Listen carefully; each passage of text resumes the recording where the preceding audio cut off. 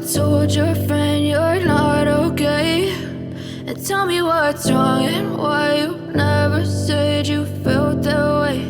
And guess you're trying to stay strong and fake a smile until I look. 안녕하세요. 제주도에서 미국 주식에 투자하는 명상의 시간입니다. 우선 오늘 열린 시장은 아직까지는 큰 변화가 없는 상황입니다. 어제는 오랜만에 하루 푹 쉬면서 투자하시는 분들하고, 그러니까 저희 크루들과 이야기를 좀 나눴는데 그거에 대해서 오늘 이야기를 드릴까 합니다. 우선 경제 예상 선행 지표를 보면 이미 8개월간 우리는 침체에 있었다, 그런 이야기가 있습니다. 그래서 지금 실업률이 올라가고 기업들의 매출이 꺾이는 게 23년 1분기에 많은 게 반영이 될 거다, 그런 이야기를 나눴고, 그리고 임의 소비재와 필수 소비재의 상관관계를 이야기했는데, 필수 소비재 기업이 인기가 있을 때는 임의 소비재의 기업은 죽고, 임의 소비재의 상승폭이 클 때는 흔히 말하는 불장, 그때는 필수 소비재 기업은 상승폭이 좀 작고, 그런 사이클을 봤을 때에 물론 여기서 더 하락이 있을 수는 있겠지만 거의 다 왔다, 그런 이야기를 했습니다.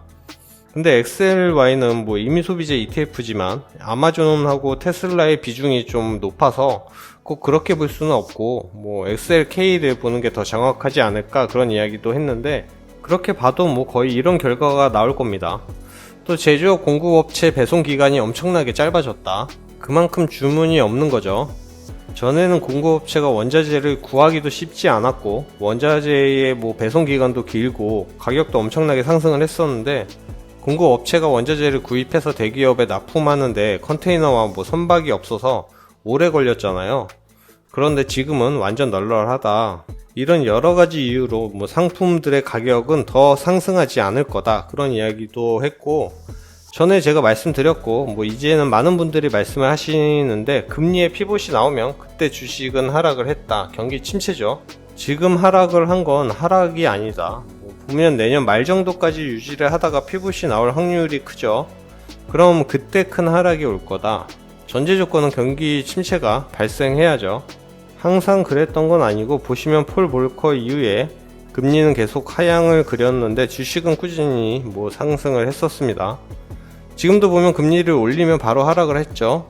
그래서 제 개인적인 생각은 지금 하락을 한 것에 이미 이 모든 게 많이 반영이 된 상황이라고 생각을 합니다. 그럼 나스닥을 보면 지금 추세선에 정확히 눌린 게 보이죠. 큰 상승이 오기 전에 두 번씩의 지지를 받고 상승이 있었던 게 보입니다. 그래서 조금의 상승이 예상이 되긴 하지만 하락이 있을 수 있다는 것도 염두에 두셔야 하고, 만약에 내년 초에 큰 하락이 오고 이평선 위를 다시 타려면 내년 하반기부터 상승이 예상되고, 지금 만약에 이평선 위로 간다고 해도 모든 것은 내년 초에 하방을 예상을 하고 있습니다. 그래서 내년 말부터 상승을 좀 하지 않을까, 그런 예상들을 하고 있습니다. 지금이 코로나 전고점 근처라고 봐도 되겠죠. 그래서 저는 아무리 많이 하락을 한다고 해도 9천 정도에서 올라가지 않을까, 그런 생각을 합니다. 1년에서 2년 안에는 지금의 가격 이상은 충분히 되지 않을까, 그런 생각을 하고 있습니다. 그럼 TQ를 보면 역시 추세선마다 눌렸고 갈수록 상승의 힘이 줄어드는 게 보입니다. 그러면서 거래량도 많아지죠. 이번 약하게 상승하는 장에서 굉장히 많은 거래량이 생겼습니다. 그래서 전 거의 바닥이라는 신호로 보이고, 내년 초까지 하락이 조금 더 있을 수는 있지만 적어도 23년 말이나 24년까지는 현재가 기준으로 100%는 될 거라고 기대를 하는 입장입니다. 속슬도 보면 TQ와 비슷한 모습이 보이죠. 하지만 반도체의 경우 이미 많이 하락을 했다고 보고, 여기가 0입니다. 그래서 아무리 멀게 봐도 내년 말에는 $30까지는 가지 않겠냐, 그런 생각을 합니다. 그리고 TMF가 문제인데, 제가 TMF에 투자를 하는 건 2년 안에 100%를 기대하면서 투자를 시작했죠. 아마 셋 중에 가장 100%를 달성하는 게 늦지 않을까 하는 생각을 합니다.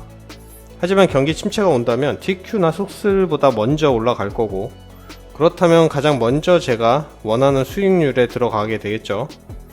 그런데 이건 어디까지나 제 개인적인 생각이라는 점 꼭 알아주시길 바라고, 갑자기 생각났는데 어제 쉬면서 새로 시작하는 드라마를 봤습니다. 재벌집 막내 아들이라는 판타지 타임리스 그런 류의 드라마인데, 웹툰을 재밌게 봤습니다, 저는. 근데 드라마로 제작이 됐다고 해서 왜 갑자기 드라마 이야기냐 의아하시겠지만 투자자 입장에서는 재미있는 드라마라 왜 이야기를 꺼냈냐면 모든 투자를 하시는 분들은 과거로 가면 어디에 투자를 할 거다 그런 꿈을 이야기하죠. 그런 꿈을 해소해주는 장면들이 많이 나오는 거라 우선 과거로 가서 분당 땅을 사고 미국에 투자회사를 세우고 각 기업에 투자를 하는 이야기인데 물론 미래를 아니까 주인공은 강력하게 투자를 하지만 상장 전에 대리나 마이크로소프트, 소프트뱅크 그런 곳에 투자를 합니다. 웹툰상으로는. 하지만 전문가가 그렇게 투자를 하는 건 도박이라면서 굉장히 뜯어 말리는 장면들이 많이 나옵니다. 보면서 투자라는 건 물론 분석이 기초가 되어야 하지만 어느 정도의 리스크는 가져가야 하는 건 어쩔 수 없다. 내가 미래를 모르니까 과거를 보고 내가 그리는 미래의 접점을 찾아서 투자를 해야 하는 건 제 기준에서는 맞다고 생각을 합니다. 투자의 책임은 자신에게 있는 거니까 꼭 이기는 투자를 하셔서 책임의 결과가 좋으시기를 바랍니다. 그럼 영상 마무리하겠습니다. 오늘도 조금만 더 고생하시고 고생 많으셨고 푹 쉬시는 저녁시간 되시길 바라겠습니다. 그럼 내일 만나요.